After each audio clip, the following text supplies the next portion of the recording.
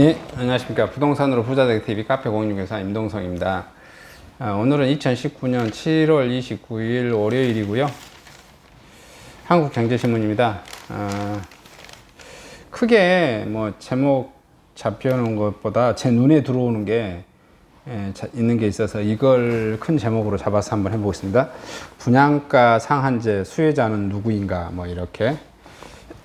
이 기사는 한번 좀 읽어볼 필요가 있어서 다 자세하게 읽어봐 드리겠습니다. 소제목으로 현금 청산자, 새집 소유자 등 방긋 웃었다고 그러고요.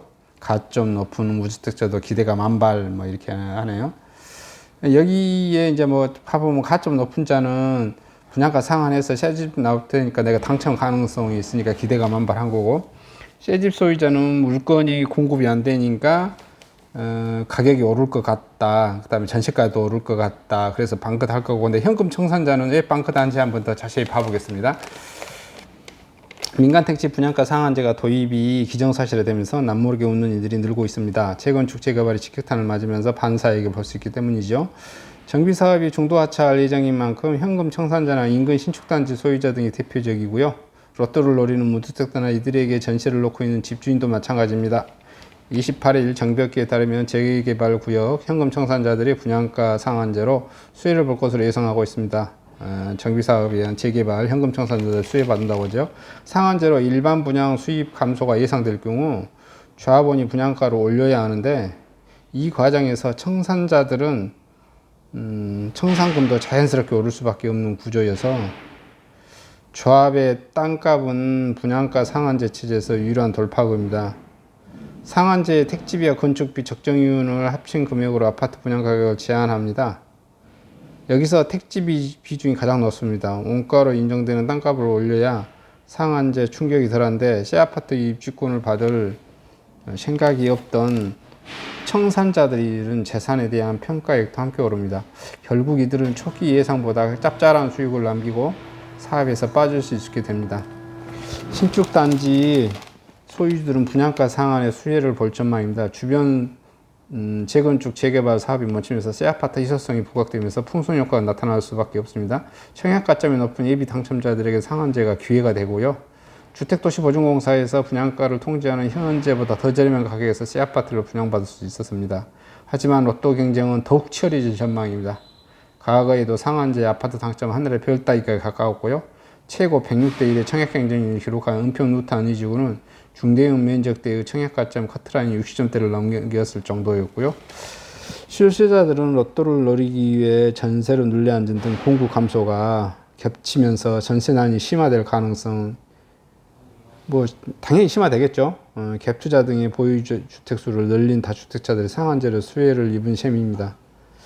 어떻게 갭투자들한테, 근데 갭투자들한테 이익을 주고 있는 거죠. 근데 지금 이게 핫한 지역은 이러는 거예요. 핫하지 못한 동네는 지금 작살나고 있습니다. 대구, 수원, 서울 또 뭐 이런 게 봐보면 빌라 갭 투자해가지고 파산 도미노 뭐 되어지네요. 뭐 사태가 심각한 것 같아요. 전세 보증금 못 돌려주게 된 수백 채 보유자 잇따라 잠적하고요. 도망치고 세입자 전세금 못 받아 별동동하고 보증금 지키기 위해 집 떠나면서 매매. 예, 집주인은 만나면 서로 뭐 싸움 나겠죠. 그래서 집주인들은 그 법무사라든지 어떤 사람들에게 대리 유임권을 줘버려서 이 금액에 살래? 안 사면 이 집 경매 나간다. 이렇게 이제 좀 반협박이겠죠. 그렇게 해서 떠넘긴 사람도 있고 아예 그냥 잠적한 사람도 있고. 그래서 뭐 지금 사태가 뭐 이렇게 전국적으로 좀 심각한 것 같습니다. 이게 명암인 것 같아요. 핫한 동네는 막 가격이 올라가서 신나지만은 또 떨어진 동네는 이렇게 좀 되어버린 것 같아요. 근데 이게 참 전세로, 이게 갭 투자가 전세잖아요. 제가 부동산을 쭉 좀 봐보니까 제일 뭐 각자의 나름의 이익이 있겠죠. 어떤 분들은 자기는 이제 전세로 살고, 어떤 분은 월세로 살고, 어떤 분은 매매로 소유권을 가져와서 살고 하는데, 제가 보기에는 제일 위험한 게 전세예요. 전세로 해서 전세 자금을 뜯긴 사례는 너무나 많고요. 하여튼 또 전세란 제도가 제가 보기에는 세입자를 위한 제도가 아니라 건물주를 위한 제도라는 것을 계속 뼈저리게 느껴져요. 안 되면 건물주는 세입자한테 뒤집어 씌울 수 있는 구조가 그 전세인 것 같은데, 전세는 목돈이 안 나간다라는 그 장점, 그다음에 목돈을 돌려받을 수 있다는 그 이제 메리트 때문에 계속 이것을 선호하시는 것 같은 그런 현상이 각국에서 곳곳에서 발생되어지죠. 그래서 이러한 것은 아파트 형태를 소유, 매매, 전세 또는 월세 하는 것 중에 어떤 게 나은가, 이런 것도 한번 제가 다음에 강의 형태로 한번 뽑아보도록 해보겠습니다. 근데 하여튼 제가 부동산을 계속 느끼는 것 중에 하나인데, 저도 신혼 때는 전세에 살았어요. 근데 지금 생각해보면 전세가 가장 멍청한 방법이다라는 것을 느낍니다. 여기까지만 말씀을 드리고요. 그 다음에 이제 송도 국제단지 5년 만에 분양 재개해서 포스코 다음 달 2개 단지 공급하고요. GTX 비수혜 가능성 높다고 뭐 하네요. 그 다음에 브라이어튼 여의도 과천 푸르지오 청해하고요. 휴가철에서 뭐 견본주택 개장을 주춤할 거라고 뭐 그러네요. 30일에 경기 과천시 중앙도 과천 푸르지오 서밋 일반 분양 508세대 5구에서 151제곱미터 하고요.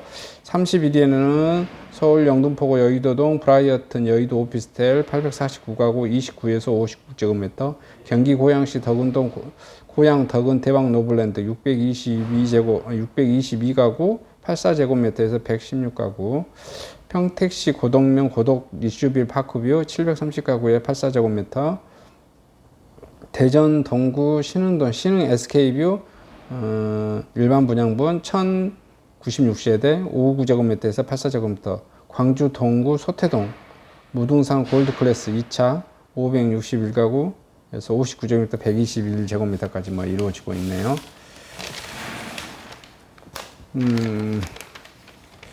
전화 이복된 일몰제 공포, 북가자, 이거 매일경제신문인데요. 북가자 6구역 재건축 본궤도 일몰제로 해제 가능성이 이제 높아져 버리자 주민들이 갑자기 동의를 다 이렇게 해줘서 사업이 거꾸로 일사천리로 뭐 진행이 되어졌다고 뭐 되어진 것 같아요. 이게 그 조합이 예를 들어서 일몰제로 해서 그 사업 자체가 아예 없어져 버리면 사람들이 이제 더 답답하니까 울며 겨자 먹기 식으로 내가 도움 많이 받고 싶은데 아니야 지금 이거라도 빨리 동의해주고 돈을 좀 벌어야지, 그런 거라고 보시면 될 것 같아요. 분양시장 후군 전국 9,917가구 이렇게 뭐 청약 이루어진다고 그러네요. 후분양 1호 과천 서밋 나왔던 신문하고 이것도 비슷하고요. 그 다음에 대방건설이 마곡 세동지에 신사옥 이전 붐 뭐 이렇게 되어졌네요. 그 다음에 호방 한양도 강남으로 신사옥하고, 호방건설이 저희 다른 신문에서 봐보니까 이제 전국 탑10 건설사에 들어갔다고 그러네요. 12위에 진입했습니다. SK가 12일이 됐고요. 호반이 지역 건설회사인데 날로 커지고 있고, 지금 경기도로 갔다가 다시 이제 서울까지 입성해서 전국 탑10 건설사에 뭐 되어지는 것 같아요. 뭐 축하드릴 일인 것 같습니다.